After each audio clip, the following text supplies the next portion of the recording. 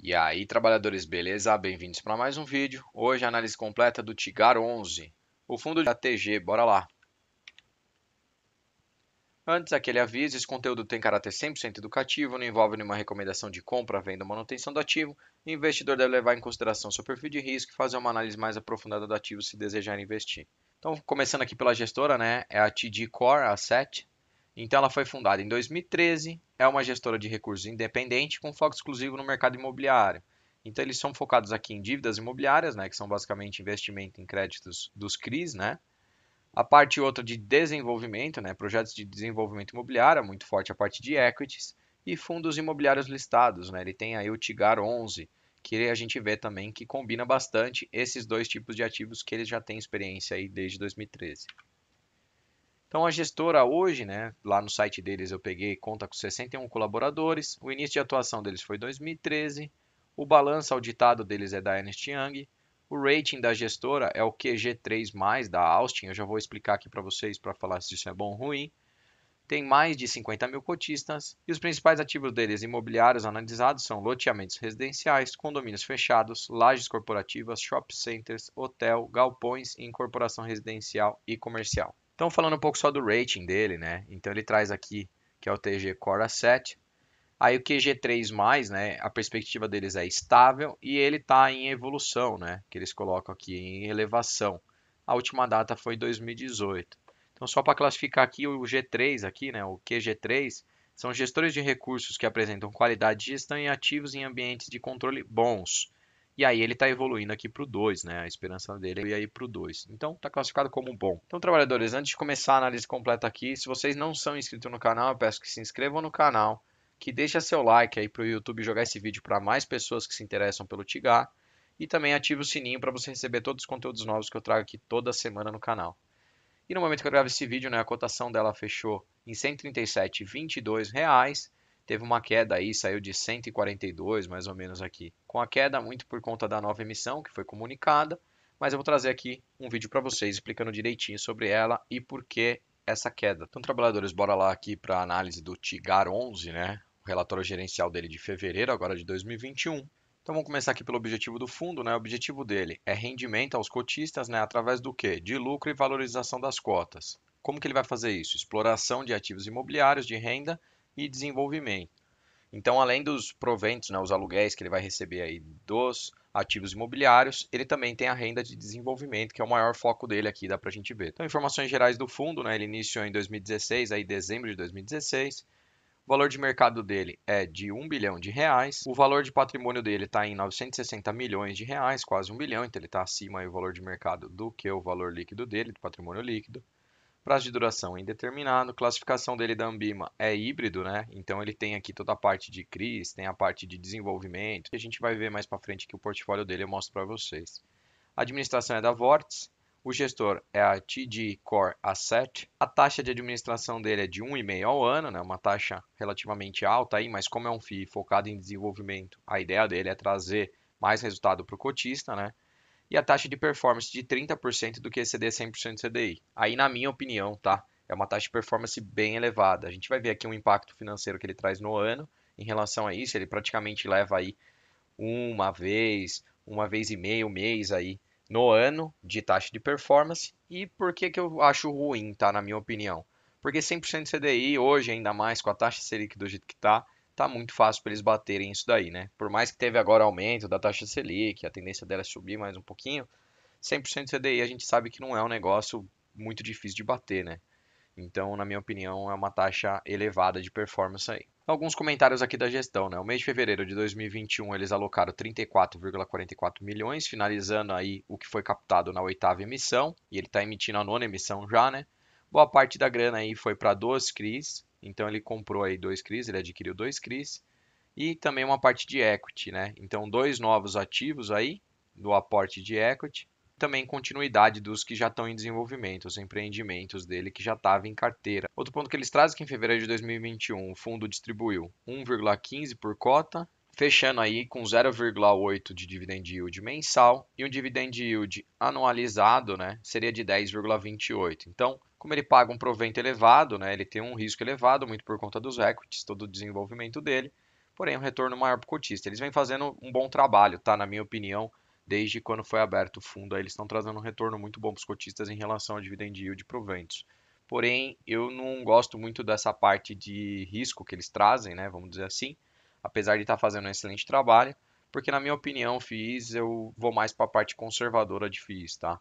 Então, mas isso daí é pessoal, cada um tem que escolher a sua carteira e tem que estar tranquilo com sua carteira e com seus ativos. O importante é você estudar e estar tranquilo com isso. E eles trazem aqui, né, o loteamento, incluindo land bank, né, que está a parte dos terrenos ali. E a carteira de recebíveis deu 40,99% do PL. A parte de CRIs, né, dos recebíveis imobiliários, fechou com 22,38% do PL. Então dá pra gente ver que ele é híbrido, né? Então ele tem 22% em CRI e 41% praticamente ali em desenvolvimento, né? Sendo desses 22,38 dividido em 35 CRIs, com a taxa média de juros aí subindo do mês passado para esse de fevereiro de 10,97 para 11,097. E um ponto importante que eles trazem aqui, 60% desses CRIs são seniors, né? Então é um melhor nível assim dentro dos CRIs, vamos dizer assim, porque qualquer problema que der, ele é um dos primeiros a ser pago ali. Diferente de outros fundos, né, que é focado em papéis aí, por exemplo, o TORD 11, que tem um risco elevado, porque ele não tem, né, a maioria dele sênior. Pelo contrário, ele tem um problema ali na minha visão, que é muito arriscado em cima dos papéis. Quem não viu ainda o vídeo da análise, clica aqui no card para você ser direcionado depois de você assistir esse vídeo. Então, o resumo da carteira de CRIs deles, basicamente é o quê? 60% sênior, igual eu trouxe, né? Uma parte única aqui e somente 9,40 subordinada. Diferente do TORD, onde a maioria dele era subordinada, então um risco muito elevado. Quando a gente olha aqui, então, a taxa dele, 58% é baseada no IPCA, 41% mais ou menos em IGPM, e também olhando por localização dos CRIs, né? 31% é São Paulo, 26% Rio Grande do Sul, e aí ele distribui em outros estados aqui. Falando um pouco aqui então da rentabilidade acumulada deles, né? Ele vem trazendo aqui, girando aí na casa de 0,75 até 1 e pouco aqui, 1% ao mês. Então ele está trazendo um retorno bem elevado para o cotista, igual eu falei, eles estão fazendo um excelente trabalho, né, em alguns pontos, mas ainda é um FII que tem bastante risco por conta dessa parte de desenvolvimento em si. Porém, eles têm uma gestão ativa, né, que conhece sobre isso. Na minha opinião, assim, pelo que eu vi até hoje, eles estão fazendo um excelente trabalho. Falando um pouco da liquidez do fundo, a base de cotista dele foi de 57.829 cotistas, né, investidores, lá no fim de janeiro. E a liquidez de mercado dele está aí, liquidez diária dele está em 4,5 milhões diária. Quem tem um valor muito elevado vai investir na casa de 1 milhão, aí, coisa do gênero 2 milhões dentro do fundo, acho que é um pouco arriscado aí em questão de liquidez. Mas para nós aí, investidores, trabalhadores, acho que é uma liquidez boa do fundo, não tem problema nenhum, e ele tem 100% dos pregões na presença, então ele sempre tem negociação. Então não tem nenhum problema, caso você queira sair do fundo, dá para você sair. Olhando então um pouco dos resultados financeiros deles aqui, então o total de receita dele no mês de fevereiro foi na casa de 11,7 milhões de reais, né, 11,8. O total de despesa dele ficou na casa de 1,3 milhões de reais, então bem tranquilo, né? Quando a gente olha o resultado dele de caixa de fevereiro foi de 10,4 milhões e ele distribuiu 8,5, bem tranquilo dentro dos 95% ali mais ou menos. Então tá tranquilo quando a gente olha isso. Mas aí um ponto que eu chamo a atenção é, no mês de dezembro de 2020, ele teve aqui uma despesa elevada, né? Praticamente levando toda a receita dele, ele fechando aqui no negativo, caixa de dezembro, apesar dele ter distribuído aí 8 milhões em proventos. O que é o ponto que eu trago aqui? Porque essa performance de 2020, ele faz a performance anual para trazer aqui, tá? Então ele trouxe aqui 16,8 milhões de performance no ano de 2020. Então é aquele ponto que eu coloquei para vocês lá no início sobre a taxa de performance. Por quê? Pensa que antes ele estava girando em torno de 17 milhões no mês. Agora ele já está aí, janeiro girou 10,6, agora ele girou 11,7. Provavelmente com as emissões ele vai captar dinheiro, novos investimentos e vai aumentar um pouco isso daqui. Mas pensa que a taxa de performance dele com menos investimentos já estava na casa de 17 milhões mais ou menos. Então o que eu falei lá anteriormente é factível, né? Ele leva um mês aí do ano que ele traz de retorno, um mês fica para eles. O que eu seria a favor, na minha opinião, se a meta dele para ele bater fosse algo mais difícil, assim, né? Fosse algo que fizesse eles trabalharem mais forte. Agora, 100% CDI para ganhar 30%, né, como taxa de performance, eu não acho legal. Mas aí é a minha opinião. Falando da diversificação de ativos imobiliários dele, né, você pode ver que ele está bem espalhado aqui pelo Brasil todo, com uma concentração maior aqui, bem no centro do país, ali focado em Goiás, muito por conta do empreendimento de desenvolvimento dele. E quando a gente olha a diversificação, que eu vou dar um zoom para vocês, e quando a gente fala dos ativos imobiliários deles por classe, né, então a maioria dele é equity de loteamento com 36%, Ele tem hoje 23% de caixa, né? E ele tem de crise aqui 22%.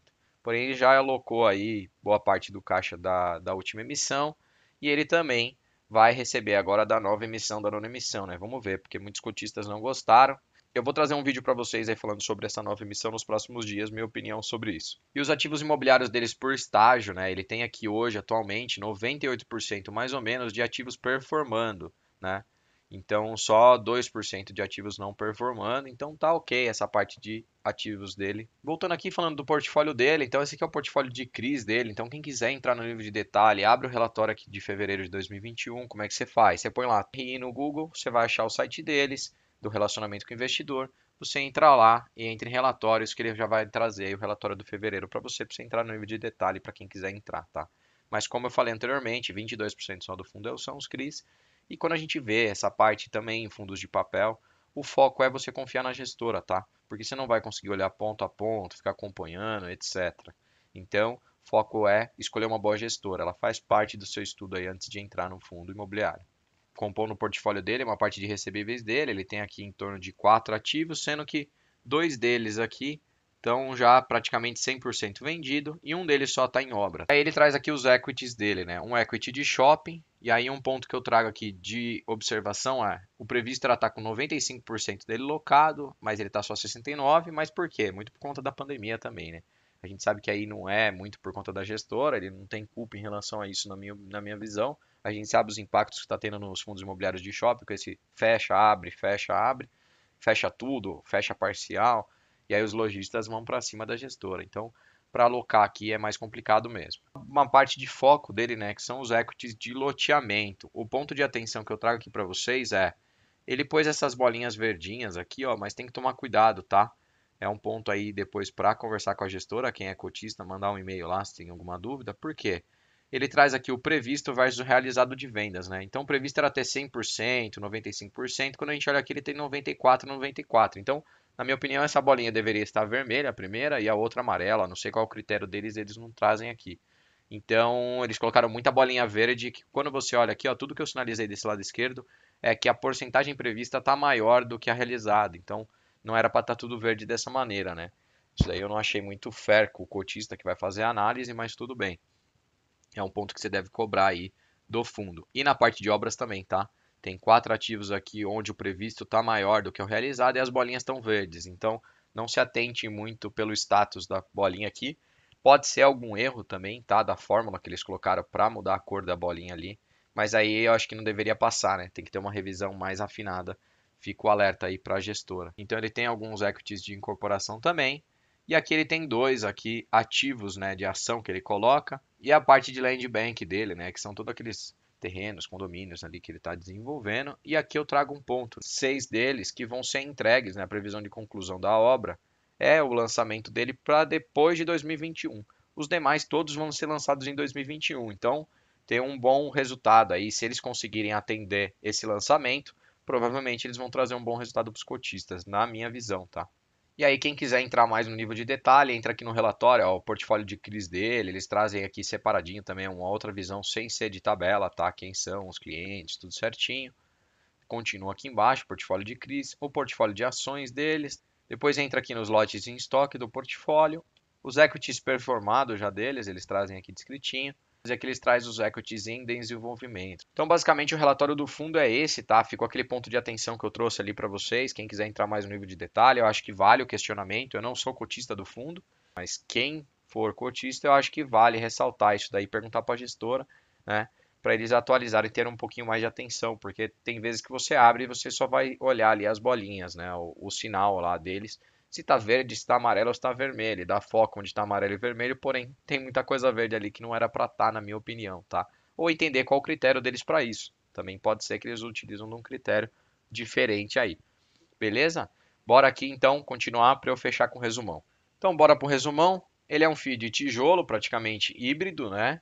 Então ele tem foco aqui em desenvolvimento, focado em equities, igual eu já comentei para vocês. Ele tem também 20% ali mais ou menos em CRIs, né? Então parte de papel, por isso que híbrido também. E híbrido por ele fazer foco em desenvolvimento em várias frentes. Tem a parte de equity de shoppings, equity de lands, equity de desenvolvimento ali em si.